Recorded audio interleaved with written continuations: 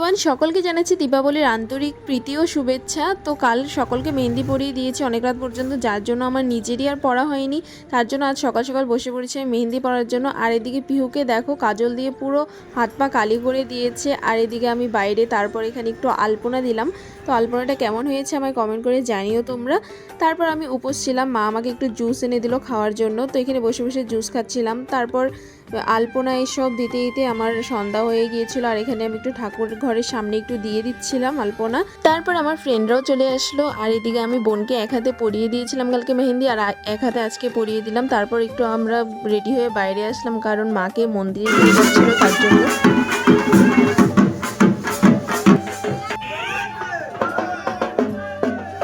আর এদিকে মা আমাকে ডাকলো প্রদীপ দিতে হবে তার জন্য। তারপরে বাড়িতে প্রদীপ দিয়ে এখন আমি বাইরেটা দিয়ে দিলাম।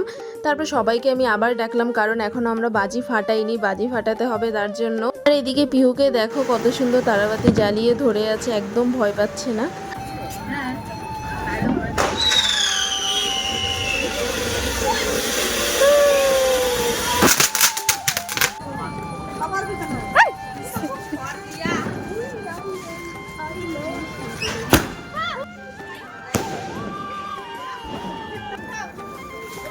সরো সরো।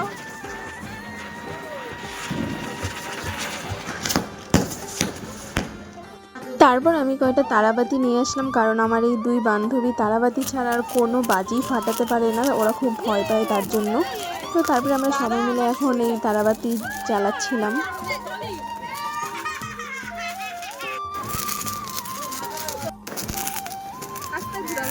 একটু আগে আমি বাড়িতে এসে রেডি হয়ে নিয়েছি, কারণ মন্দিরে যাব তার জন্য। তো পিহুকে নিয়ে আমি আসলাম মন্দিরে। তো পিহু দেখো কত সুন্দর মাকে দেখে প্রণাম করছে।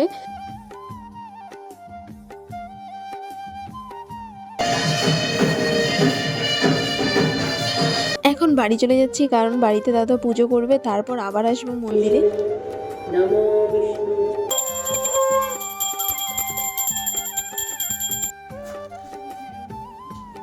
তো দাদার পুজো করা শেষ, এখন আমরা মন্দিরে যাচ্ছি। আর মন্দিরে এসে দেখি পুজো শুরু হয়ে গেছে ওই মন্দিরে।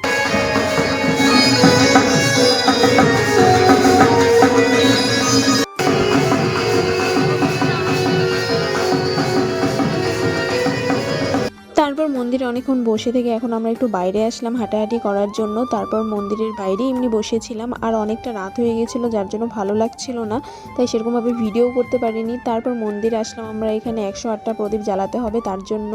আর ভিডিও করা হয়নি, একদম অঞ্জলি দিয়ে যখন বাইরে গিয়েছিলাম তখনই করেছি। তো ভিডিওটি এতটুকুই পর্যন্ত, টাটা।